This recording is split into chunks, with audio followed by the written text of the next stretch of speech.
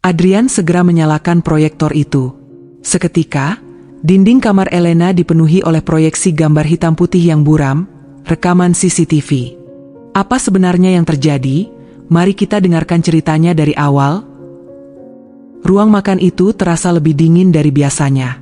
Cahaya lampu gantung kristal yang menggantung tepat di tengah ruangan memantul di permukaan meja marmer, menciptakan bayangan-bayangan panjang yang seolah mengawasi setiap gerak-gerik mereka. Baskara duduk di kepala meja, memotong daging steak di piringnya dengan presisi yang menakutkan. Pria itu tidak pernah melepaskan kendali, bahkan dalam hal sekecil cara dia mengunyah. Di sisi kanannya, Elena, istri keduanya yang terpaut usia 20 tahun, duduk dengan punggung tegak dan jemari yang melingkar cantik di gagang gelas kristal. Lalu ada Adrian, putra tunggal Baskara, yang duduk tepat di hadapan Elena. Bagaimana progres proyek di pinggir kota? Adrian, tanya Baskara tanpa mengangkat wajah dari piringnya. Adrian terdiam sejenak. Di bawah meja, di balik kain beludru tebal yang menjuntai hingga ke lantai, ia merasakan sesuatu. Ujung kaki Elena perlahan merayap di sepanjang tulang keringnya, sebuah sentuhan yang berani dan penuh tuntutan.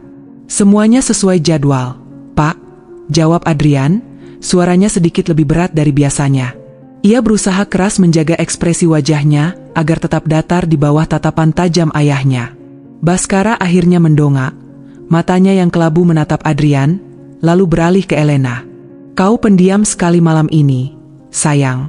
Apa kau sakit? Elena memberikan senyuman yang paling sempurna, senyum yang telah ia latih di depan cermin selama bertahun-tahun. Hanya sedikit pusing, Mas. Mungkin karena cuaca yang tidak menentu. Mungkin kau butuh udara segar, ujar Baskara, kini kembali fokus pada makanannya. Atau mungkin kau butuh pendamping saat aku pergi ke Singapura besok. Adrian, jaga ibu tirimu baik-baik selama aku tidak ada. Adrian mencengkram serbet di pangkuannya, hingga buku-buku jarinya memutih. Tentu, Pak. Aku akan memastikan dia mendapatkan apa yang dia butuhkan. Kalimat itu menggantung di udara, penuh dengan makna ganda yang hanya dipahami oleh Adrian dan Elena. Elena menyesap anggurnya, matanya berkilat menatap Adrian dari balik tepian gelas. Ada tantangan di sana, juga ada keputusasaan yang disamarkan dengan baik. Setelah makan malam yang menyesakan itu usai, Baskara bangkit dari kursinya. Ia mengecup dahi Elena sekilas dan menepuk bahu Adrian sebelum melangkah pergi menuju ruang kerjanya di lantai atas. Begitu suara langkah kaki Baskara menghilang di balik pintu kayu jati yang berat, suasana di ruang makan itu berubah seketika. Oksigen seolah tersedot keluar. Kau dengar itu? Bisik Elena, suaranya kini rendah dan serak. Ayahmu memintamu menjagaku. Adrian berdiri dengan kasar, kursinya terdorong ke belakang hingga menciptakan suara gesekan yang memilukan di atas lantai granit. Ia mengitari meja dan berdiri tepat di belakang Elena, membungkuk hingga napasnya menerpa tengkuk wanita itu. Ini gila, Elena, desis Adrian. Dia ayahku.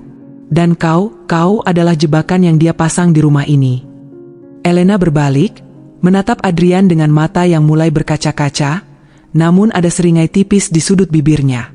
Ia meraih kerah ke meja Adrian, menarik pria muda itu mendekat. Kalau ini jebakan, kau sudah lama terjerat di dalamnya, Adrian. Dan kita berdua tahu, kau tidak benar-benar ingin lepas. Di atas sana, di balik pintu ruang kerja yang tertutup, Baskara berdiri diam di balik jendela. Ia tidak sedang memeriksa berkas. Ia sedang menatap pantulan sama ruang makan melalui kaca jendela yang gelap, dengan raut wajah yang sulit diartikan. Keberangkatan Baskara ke Singapura pagi itu seharusnya menjadi awal dari kebebasan yang mereka tunggu. Namun, suasana di dalam rumah besar itu justru terasa semakin mencekik. Setiap sudut ruangan seolah memiliki mata yang terus mengawasi, membuat gerakan Elena dan Adrian terasa kaku. Elena berdiri di balkon lantai 2, memerhatikan mobil hitam suaminya menghilang di balik gerbang tinggi. Ia mengembuskan napas panjang, mencoba membuang sesak yang menghimpit dadanya sejak makan malam tadi. Dia sudah pergi. Suara Adrian muncul dari balik pintu kamar Elena yang terbuka sedikit. Pria itu masuk tanpa izin, wajahnya tampak kuyu, seolah tidak tidur semalaman. Baru saja, jawab Elena tanpa menoleh. Kau seharusnya tidak masuk ke sini, Adrian. Para pelayan bisa melihat. Adrian tertawa sinis, sebuah tawa yang kering. Ia berjalan mendekat dan berdiri tepat di belakang Elena, namun kali ini ia tidak menyentuhnya. Pelayan? Atau kau takut ayah memasang sesuatu yang tidak kita ketahui di rumah ini? Elena berbalik, keningnya berkerut. Apa maksudmu? Tadi malam, Adrian menurunkan suaranya, saat aku kembali ke kamarku, aku melewati ruang kerjanya. Lampunya mati, tapi pintunya sedikit terbuka. Aku bersumpah melihatnya berdiri di sana, di kegelapan, menghadap ke arah ruang makan. Jantung Elena berdegup kencang. Ia teringat kembali pada sentuhan kakinya di bawah meja semalam. Jika Baskara melihatnya, pria itu tidak akan diam saja. Baskara bukan tipe pria yang memaafkan pengkhianatan dengan keheningan. Kau hanya berhalusinasi, ucap Elena, lebih untuk menenangkan dirinya sendiri. Baskara sangat mempercayaiku. Dia pikir aku adalah piala yang berhasil dia menangkan, bukan seseorang yang punya keinginan sendiri. Jangan naif, Elena. Adrian melangkah maju, memperpendek jarak di antara mereka.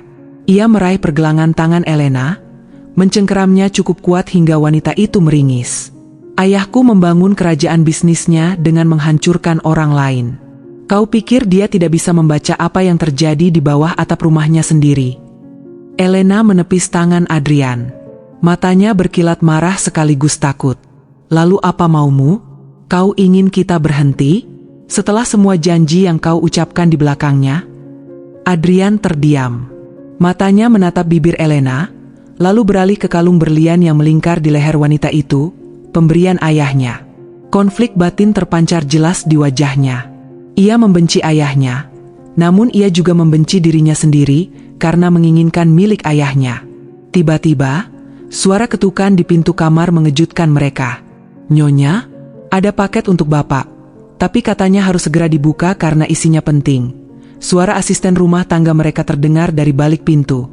Elena dan Adrian saling pandang.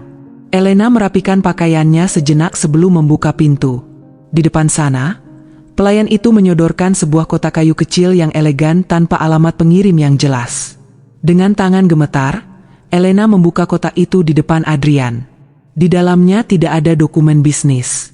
Hanya ada sebuah lampu tidur kecil berbentuk proyektor kuno, dan sebuah catatan singkat dengan tulisan tangan Baskara yang sangat ia kenali.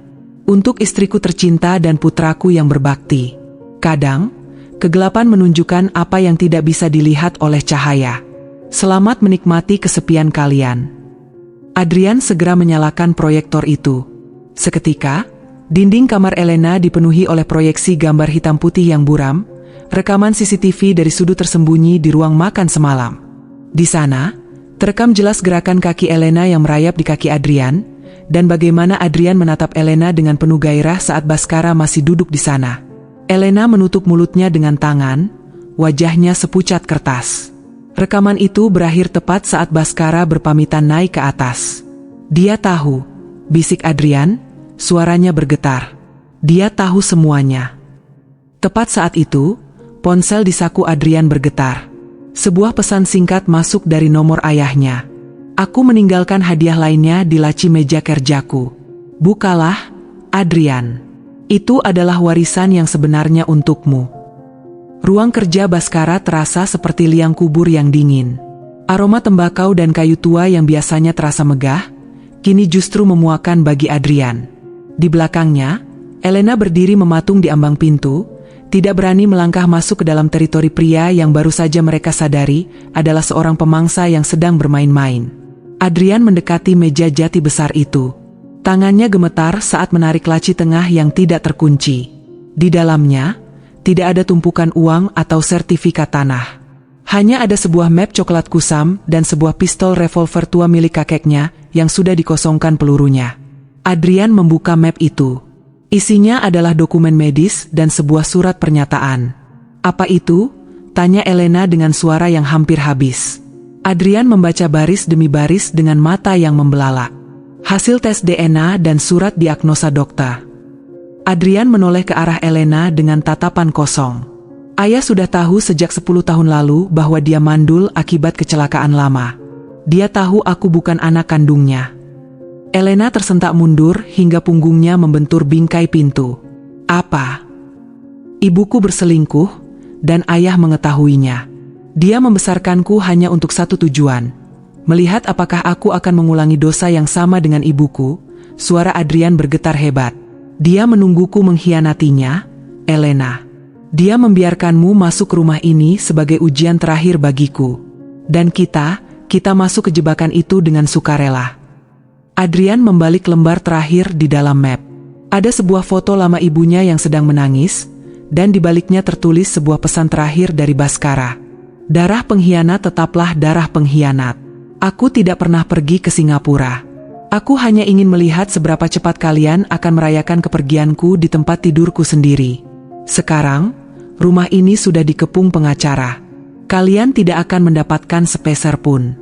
Keluar dari rumahku sebelum polisi datang untuk urusan penggelapan dana perusahaan yang sudah aku susun atas nama kalian berdua.